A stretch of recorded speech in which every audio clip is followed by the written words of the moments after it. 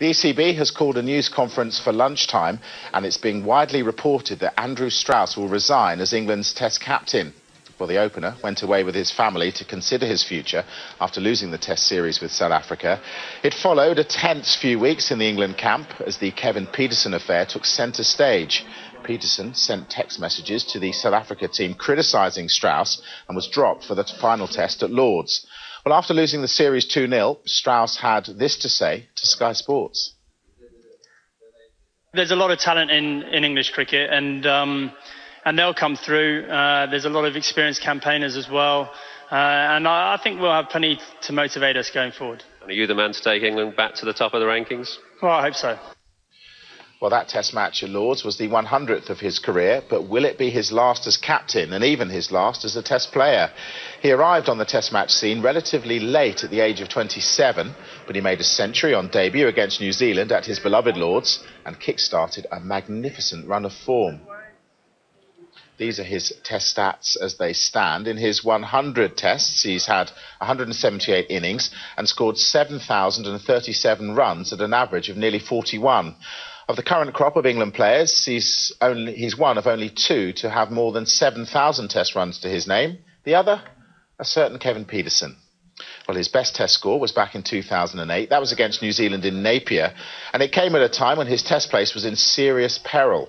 It's one of his 21 Test centuries, and that puts him joint fourth in England's list of all-time centurions. Who's he joint with on that list?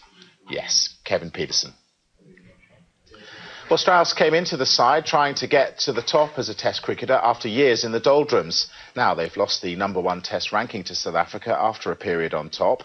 Remarkably, he'll be yet another England skipper to go after a series with Graham Smith's South Africa, following Nasser Hussain in 2003 and Michael Vaughan in 2008. However, there were huge highs for Strauss. He won 3 of the 4 Ashes series in which he played, and by the time of this series win over the Australians in 2009, he was England captain. Alongside team director Andy Flower, he helped England go to Australia and defend the urn in the winter of 2010-11. That remarkable 3-1 series win down under was the first by an England side for 24 years. Well, in all, he's led England in 50 Test matches, winning 24 games. That's a success rate of 48%. He lost just 11 Tests. Crucially, 6 of those defeats have come this year. And as the team's fortunes have faded, so have his own with the bat. But he'll call it a day as England's 4th most successful Test skipper, behind Mike Brearley, Michael Vaughan and Peter May. His win rate is well ahead of Nasser Hussain, who he batted alongside in his Test debut back in 2004. So the end of an era beckons. And the turmoil in the England camp in recent weeks has been a constant headline maker. Strauss was asked about the furore surrounding the Twitter rows and Kevin Pietersen's texting controversy before the final Test match with South Africa, and he made it clear how disappointed he was that the affair had gone public. I think I've always got on very well with Kevin. You know, I've tried to be honest with him. He's been honest with me.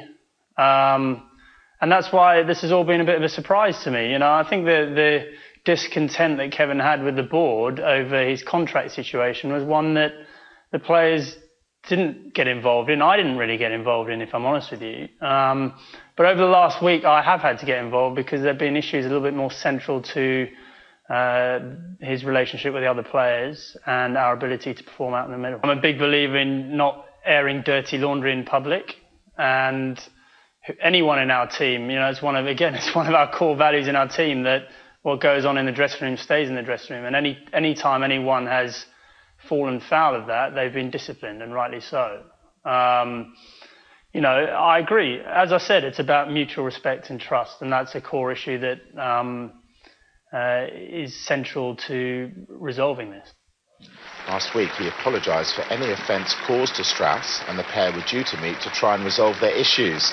Pietersen's own future is far from clear, but it seems he and Strauss have played together for their country for the last time. Well, that means the ECB will be in the position of having to name a new captain for the Test side. Alastair Cook has served as Strauss's vice-captain alongside his duties as skipper of the one-day side. He's also had a dry run as Test skipper when Strauss was rested for a tour of Bangladesh in 2010. been reported that Andy Flower sat the players down for an hour after last night's defeat in the one-day international with South Africa.